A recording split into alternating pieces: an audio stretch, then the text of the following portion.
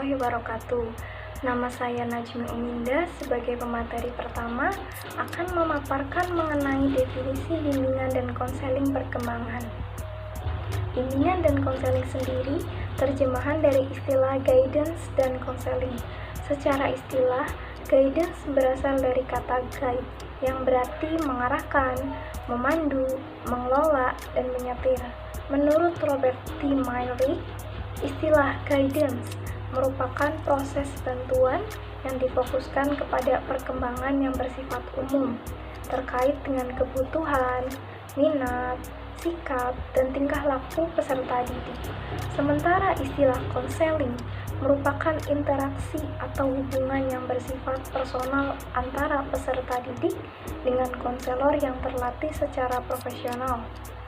Ada beberapa definisi bimbingan dan konseling perkembangan menurut para ahli.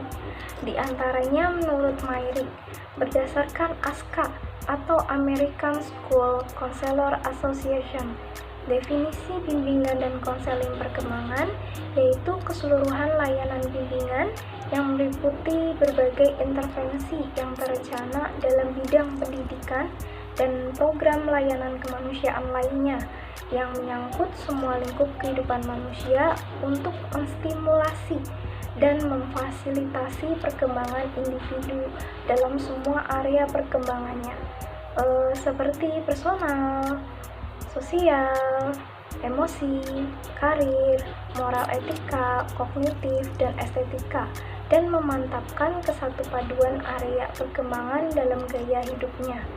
Selanjutnya, menurut Mattison, bimbingan dan konseling perkembangan ini sebagai pemberian layanan yang kepedulian utamanya mampu membantu peserta didik agar mencapai perkembangan atau kematangan yang positif, yang dalam pelaksanaannya melibatkan kerja tim antara guru-guru, konselor atau guru BK, dan administrator. Maka dapat disimpulkan dari definisi para ahli yang sudah dijabarkan tadi bahwa bimbingan dan konseling perkembangan merupakan upaya bantuan yang diberikan oleh seorang pembimbing yang terlatih dan berpengalaman terhadap individu-individu yang membutuhkannya agar individu tersebut berkembang potensinya secara optimal, mampu mengatasi masalahnya, dan mampu menyesuaikan diri terhadap lingkungan yang selalu berubah. Baik, segitu saja yang bisa saya sampaikan. Terima kasih. Saya Rizky Maldini yang akan melanjutkan untuk mempresentasikan mengenai tujuan layanan bimbingan dan konseling. Menurut Peraturan Menteri Pendidikan dan Kebudayaan Nomor 111 Tahun 2014 mengatakan bahwa adanya layanan bimbingan dan konseling bertujuan untuk membantu peserta didik yang pertama agar memahami dan menerima diri dan lingkungannya. Tentunya ketika memasuki sebuah lingkungan yang baru, anak-anak belum terlalu bisa untuk mengetahui karakteristik dirinya seperti apa. Adanya layanan bimbingan dan konseling akan membantu peserta didik untuk bisa memahami dirinya agar bisa menyesuaikan dengan lingkungan barunya. Yang kedua, merencanakan kegiatan penyelesaian studi, perkembangan karir, dan kehidupannya di masa yang akan datang. Seperti yang kita ketahui bahwa pada umumnya di sekolah proses belajar peserta didik biasanya hanya 3 tahun. Dan tahun selanjutnya akan melanjutkan ke jenjang-jenjang yang dipilihnya, baik itu sekolah menengah atas, perguruan tinggi, maupun dunia kerja. Dengan adanya layanan bimbingan dan konseling tentunya akan membuka pandangan yang baru mengenai jenjang yang akan diikutinya selama tahun yang akan datang. Hal itu akan memberikan pengertian dan pemahaman tentang apa yang diinginkan dirinya pada saat memasuki jenjang yang akan diikutinya pada tahun yang akan datang. Yang ketiga, mengembangkan potensinya seoptimal mungkin. Tentu saja setiap peserta didik memiliki potensi di dalam dirinya, tetapi terkadang peserta didik tidak mengetahui atau belum mengetahui tentang potensi yang dimilikinya. Dengan adanya layanan bimbingan dan konseling dapat membantu peserta didik untuk mengetahui potensi yang ada pada dirinya dan mengembangkan potensi itu semaksimal mungkin agar menjadi hal yang dapat menonjolkan dirinya di masa yang akan datang. Yang keempat yaitu menyesuaikan diri dengan lingkungannya. Tentunya pada saat sudah memahami diri dan menerima diri, semua peserta didik belum tentu dapat menyesuaikan diri dengan lingkungan barunya. Untuk itu, tugas dan tujuan dari adanya layanan bimbingan dan konseling untuk membantu peserta didik dapat menyesuaikan diri dengan lingkungannya agar dia bisa bersosialisasi dengan baik bersama lingkungan yang ditempatinya. Yang kelima yaitu mengatasi hambatan atau kesulitan yang dihadapi dalam kehidupannya. Dengan adanya layanan bimbingan dan konseling tentunya akan memudahkan peserta didik untuk mengetahui langkah apa yang harus diambil ketika menemui kesulitan. Adanya seorang konselor di sekolah bukan untuk memberikan solusi kepada peserta didik, tetapi membantu mengarahkan peserta didik agar dapat membuka pikiran, menilai mana yang seharusnya dilakukan dan apa yang tidak dilakukan agar masalahnya dapat teratasi dengan baik. Dan yang terakhir yaitu mengaktualisasikan dirinya secara bertanggung jawab.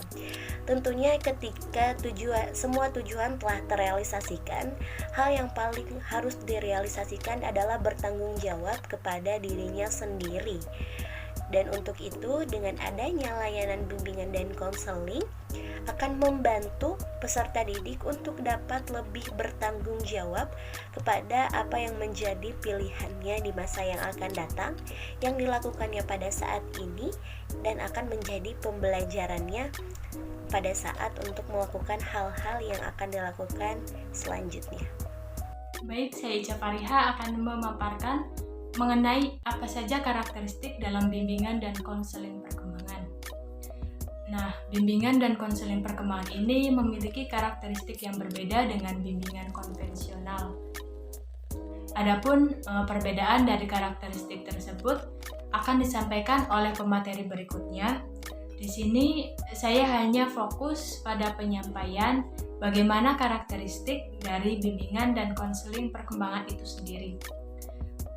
Menurut Judy L. Bowers dan Patricia tahun 2002, mereka mengemukakan 10 karakteristik dalam bimbingan perkembangan. Karakteristik yang pertama yaitu ruang lingkup yang komprehensif. Nah, program bimbingan konseling difokuskan kepada seluruh peserta didik, mulai dari jenjang prasekolah sampai sekolah lanjutan, menyangkut ranah akademik, karir, pribadi, maupun sosial. Adapun karakteristik yang kedua yaitu rancangannya bersifat preventif. Nah, tujuan dari program bimbingan konseling adalah memberikan keterampilan spesifik dan peluang belajar secara proaktif dan preventif yang menjamin semua peserta didik mencapai kesuksesan di sekolahnya. Karakteristik yang ketiga yaitu arah layanannya perkembangan individu atau peserta didik.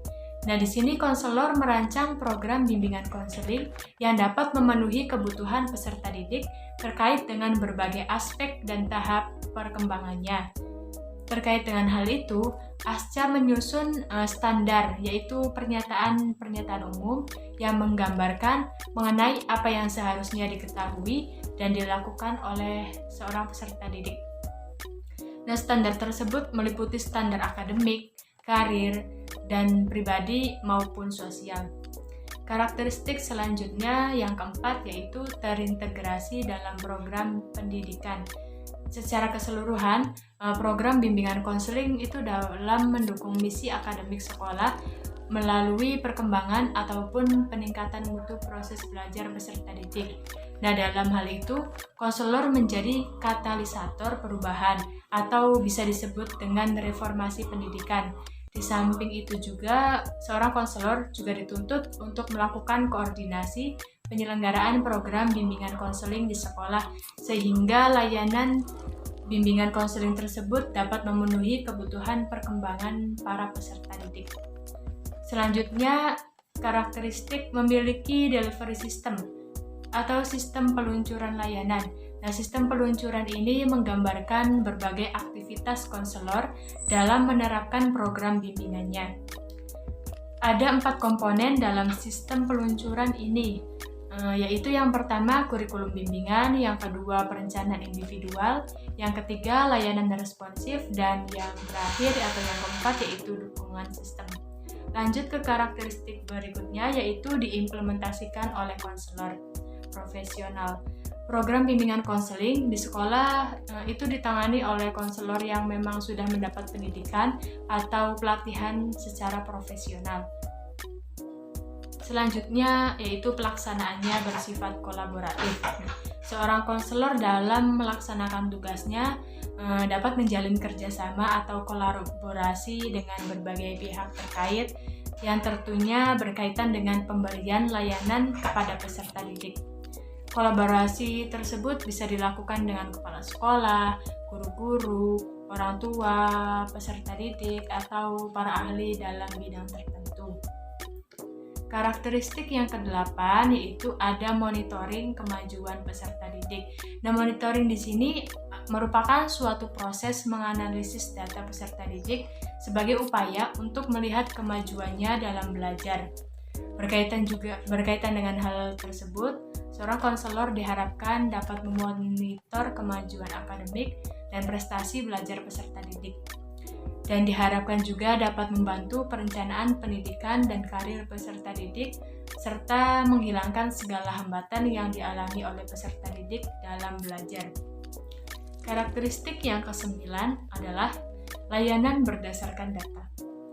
Konselor dalam melayani peserta didik itu harus berdasarkan pada data yang akurat dan dapat dipertanggungjawabkan.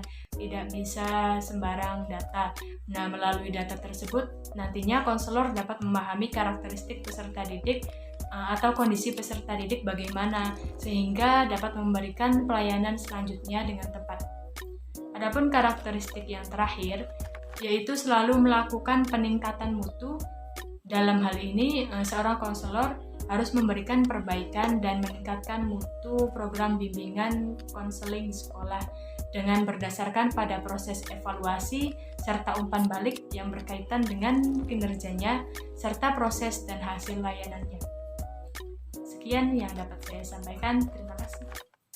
Baik, selanjutnya di sini saya Ani Fazria akan mempresentasikan mengenai perbedaan antara konseling konvensional dengan konseling perkembangan. Nah, perbedaan yang mendasari di antara keduanya ini terletak pada layanan dan prinsipnya, di mana layanan dan prinsipnya ini mampu mengembangkan secara menyeluruh dan kolektif, tetapi tidak bersifat kaustis dan dilakukan secara pasif.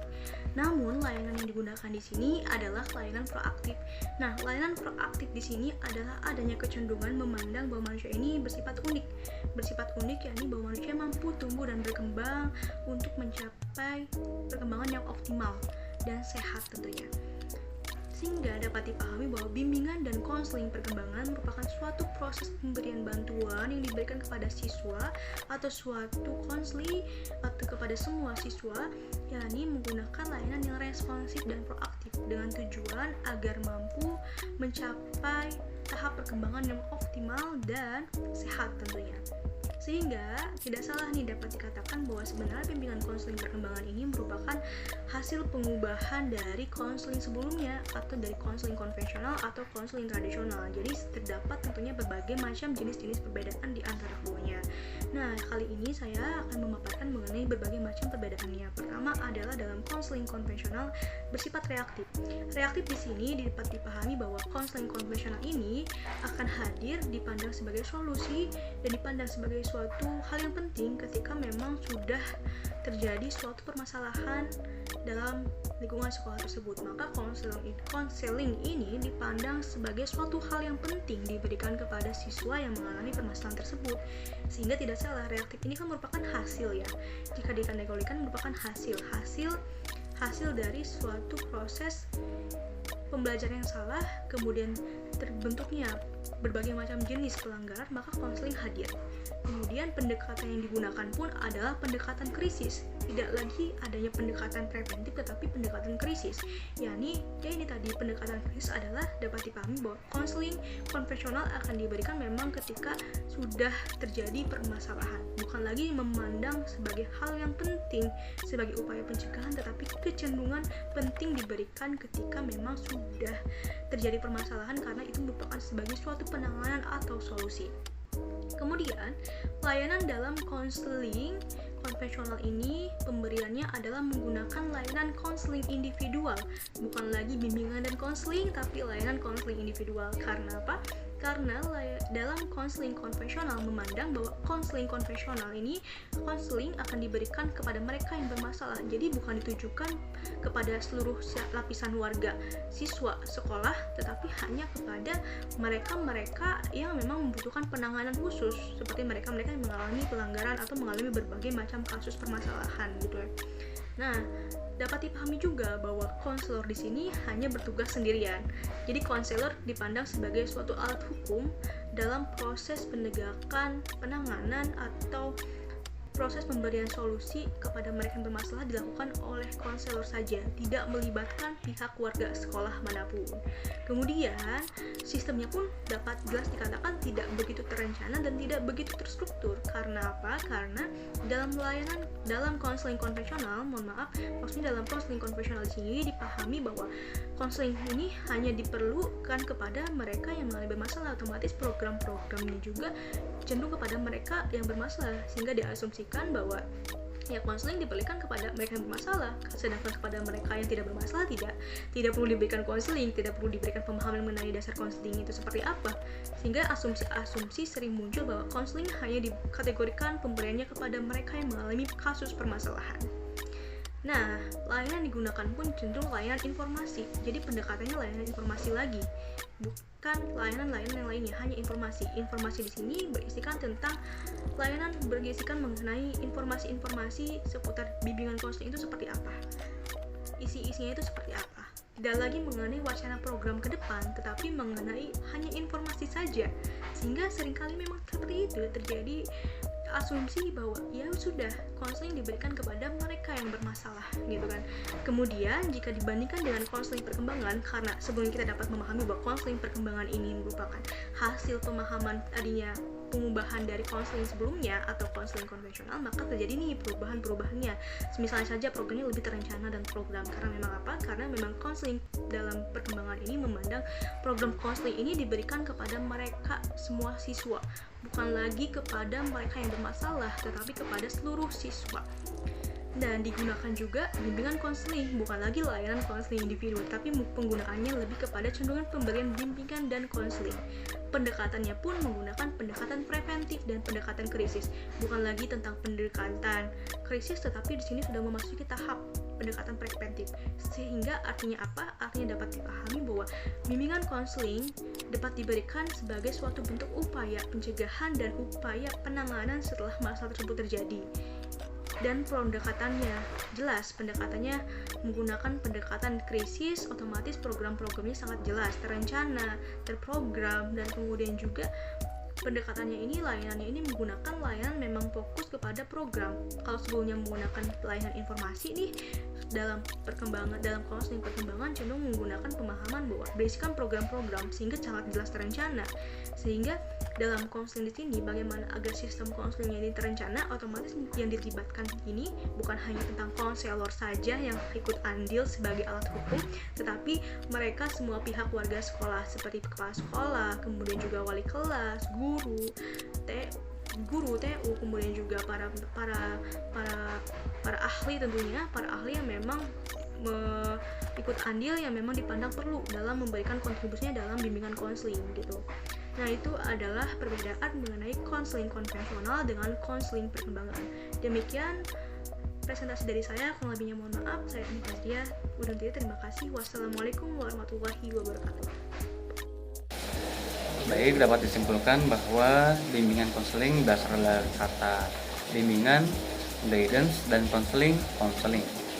Guidance berasal dari kata guide yang berarti mengarahkan, memandu, mengelola, dan menyetir. Sedangkan secara istilah, menurut Terje dan Stone, bimbingan adalah proses pemberian bantuan kepada siswa agar mampu memahami diri dan lingkungannya. Sedangkan konseling adalah interaksi atau hubungan personal antara konselor dan konselor yang sudah terlatih secara profesional, di mana konseling secara rahasia dalam mengeksplorasi maupun mengungkapkan perasaan, pendapat maupun tingkah lakunya. Adapun perbedaan dari bimbingan dengan konseling, yaitu bahwa bimbingan adalah layanan yang bersifat umum bagi perkembangan pribadi konseling, sedangkan konseling ialah salah satu layanan bimbingan tersebut. Kemudian bimbingan perkembangan, yaitu proses pemberian bantuan kepada individu atau konseling secara berkesinambungan dalam semua fase perkembangan manusia, guna dapat mengaktualisasikan potensi diri secara optimal sehingga menjadikan pribadi yang lebih produktif dan kontributif dan bermakna dalam kehidupan baik secara personal maupun secara sosial. Bimbingan dan konseling perkembangan memiliki karakteristik yang berbeda dibandingkan dengan bimbingan konseling klinis. Adapun perbedaan karakteristik tersebut terdapat pada beberapa aspek, yaitu aspek perencanaan program, pendekatan, strategi atau teknik yang dilakukan, kemudian sasaran layanan, komponen atau struktur program, dan pelaksana layanan bimbingan dan konseling. Kemudian secara umum, bimbingan dan konseling memiliki tujuan untuk merencanakan kegiatan studi, perkembangan karir, dan kehidupan masa yang akan datang. Mengembangkan potensi dan kekuatan yang dimiliki oleh individu, menyesuaikan diri dengan lingkungan, dan mengatasi hambatan maupun kesulitan yang dihadapi dalam belajar. Bimbingan dan konseling perkembangan memiliki asumsi bahwa perkembangan yang sehat adalah perkembangan yang terjadi melalui interaksi yang sehat antara lingkungan dan individu itu sendiri. Hal demikian berarti bahwa pengembangan lingkungan perkembangan adalah sarana yang strategis bagi pengembangan peserta didik. Lingkungan perkembangan adalah sarana yang strategis bagi pengembangan peserta didik. Itu lingkungan belajar yang terstruktur dan dengan sengaja dirancang guna memberikan peluang kepada peserta didik untuk mempelajari perilaku baru, membentuk ekspektasi dan persepsi, memperbaiki dan bahkan mengganti perilaku yang tidak sesuai, memperhalus dan menginternalisasi perilaku. Peran guru pembimbing atau konselor sangat penting sebagai fasilitator bagi perkembangan dan pertumbuhan peserta didik dalam rangka mencapai suatu tujuan pendidikan. Oke, mungkin cukup sekian pemaparan materi dari kelompok kami. Kurangnya mohon maaf. Assalamualaikum warahmatullahi wabarakatuh.